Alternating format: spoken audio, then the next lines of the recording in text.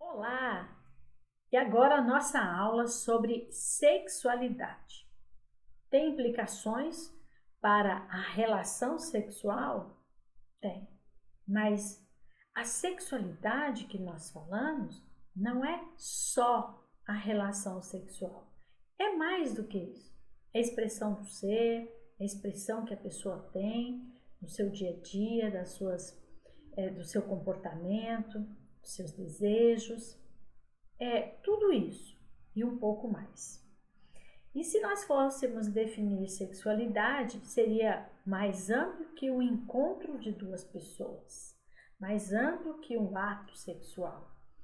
Então, quando falamos de sexualidade, tem todas as implicações e ela está intimamente ligada com a saúde mental das pessoas. E como você sabe, a saúde mental às vezes não é muito bacana, às vezes não está muito bem, porque de fato a esclerose faz esse envolvimento. E vamos lá então. Agora vamos falar sobre a relação da esclerose múltipla e sexualidade. O que cada uma tem a ver com a outra? Quais influências a esclerose múltipla tem sobre a sexualidade? E que problemas são esses que aparecem na sexualidade a partir da esclerose múltipla? É um bom começo para nós.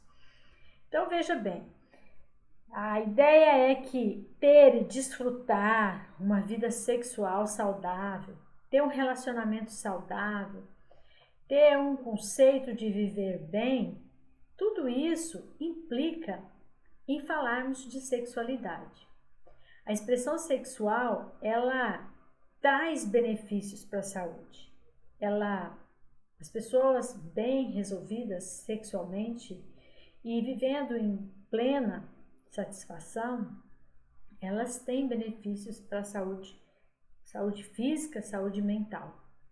Lembrando que o ato, o sexual, o encontro, lembrando que às vezes uma relação saudável, que tem trocas, não só de um lado, mas dos dois lados, pode reduzir o estresse.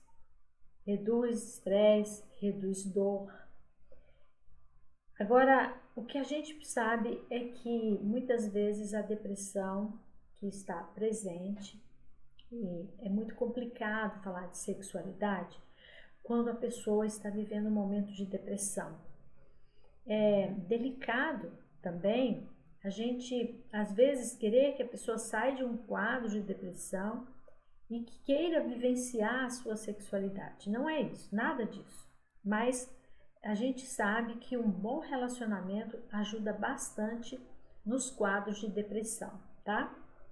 No caso das doenças cardíacas, câncer de próstata, inclusive para atrofia vaginal, e entre outros benefícios. E aí você me pergunta, atrofia vaginal? Sim, porque se eu tenho relações frequentes, se eu tenho uma pessoa comigo, se eu tenho essa vivência com essa pessoa, aí vamos falar da parte física, do ato em si, que a musculatura vaginal, ela precisa de contrações, ela precisa de movimento.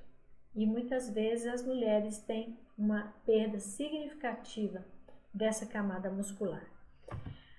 Bom, quais são os fatores fisiológicos, psicológicos, físicos, culturais e espirituais afetados pela esclerose múltipla? É muita coisa. É muita coisa.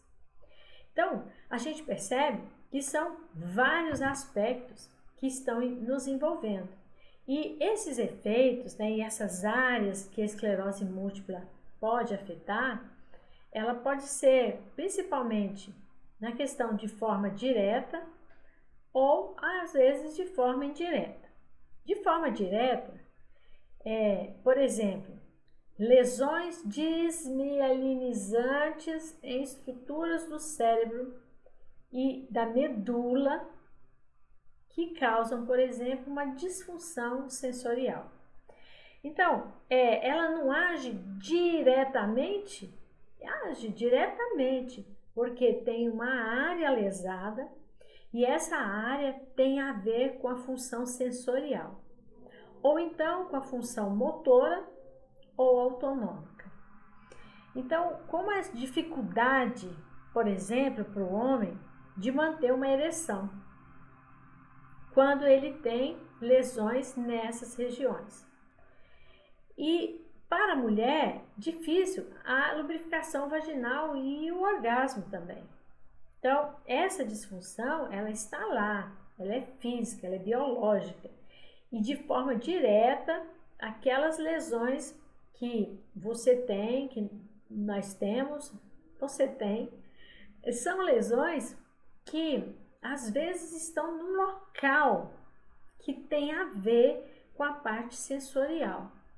E aí tem toda a questão de sentir prazer, de se sentir excitado, aquelas fases, né, do encontro. E de forma indireta, nós também temos a diminuição de energia que a esclerose faz, a perda de concentração, redução da mobilidade, e aí já reduziu os movimentos, e aí já não se consegue mais fazer os movimentos, e quando faz, sente fadiga, sente cansaço. E a outra coisa seria dor e espasticidade, que também tem a ver, né? Algumas pessoas, quando movimentam bastante, começam a sentir os espasmos. Então, o que eu quero dizer é que isso que eu acabei de relatar, tanto espasticidade como mobilidade, concentração, energia, é de forma indireta. É porque você tinha ou está desenvolvendo ou está com esse problema devido à esclerose e ela vai afetar no sentido de ter prazer, no sentido de gostar, no sentido de, sabe, de ter uma relação e até de se sentir bem com a relação prazerosa. Também nós temos na forma indireta os medicamentos. Podem ser os medicamentos usados para tratar os sintomas da esclerose, os específicos, e às vezes que podem afetar, né, a sexualidade, e às vezes os efeitos colaterais também de alguns medicamentos que a gente usa e que pode influenciar nessa resposta, tá certo? Outra mudança indireta seriam as mudanças psicossociais e emocionais. Então, com a diminuição da autoestima, as pessoas às vezes têm oscilação de humor, a imagem corporal que a pessoa passa a ter de si mesma, tudo isso podem ser causados pela esclerose múltipla, o que vai diretamente, que tem a ver diretamente com a sexualidade e com a expressão do ser. Agora, aqueles que, além da esclerose, desenvolvem também depressão, ou têm um estresse acentuado, ou que têm uma ansiedade ainda não tratada, também pode afetar a sexualidade. Principalmente, pode indireto, né, da esclerose, mas pode sim causar disfunção sexual. Pode produzir, por exemplo, emoções negativas, emoções como medo de rejeição, principalmente pelo medo de rejeição do parceiro.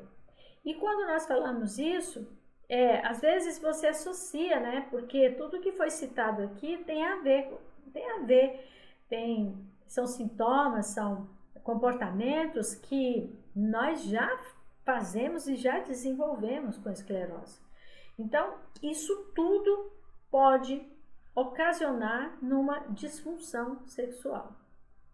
E aí, esse medo da rejeição, às vezes até por causa da autoestima, né? E principalmente o medo de ser percebido, de ter sentimentos diferenciados. Então, tanto no homem como na mulher, isso pode acontecer, tá?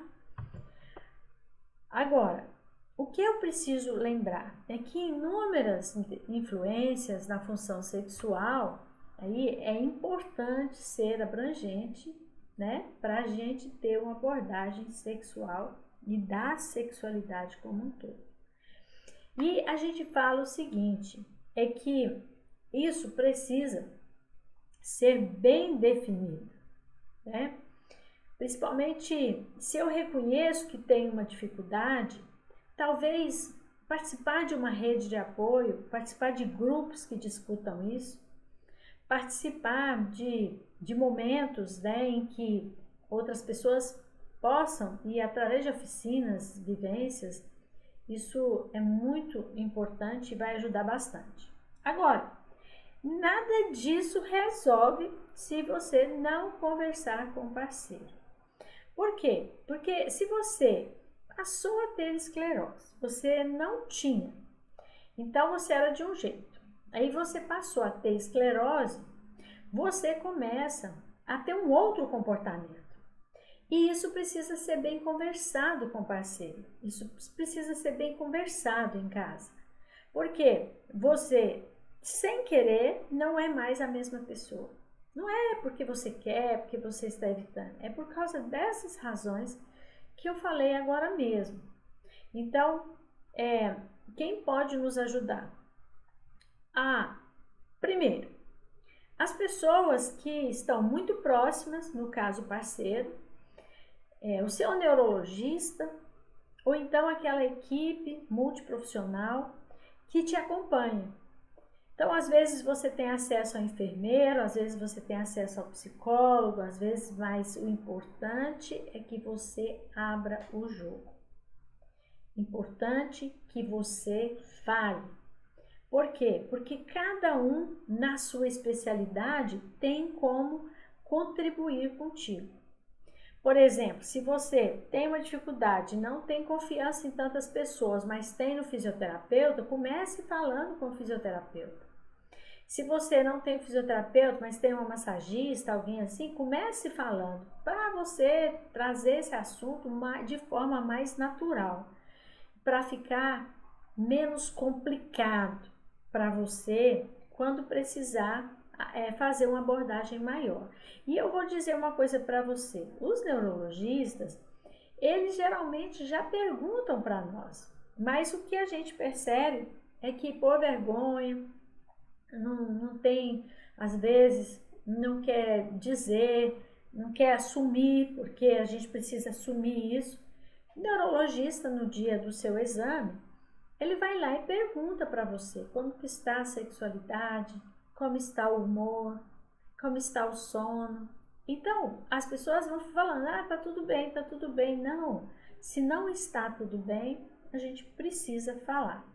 Agora, é muito bom que, se você já percebeu que tem um problema iminente, principalmente as mulheres que fazem retorno periódicos ao ginecologista, as mulheres podem também se abrir com esse profissional, que é um profissional também que está ali para ajudar, tá?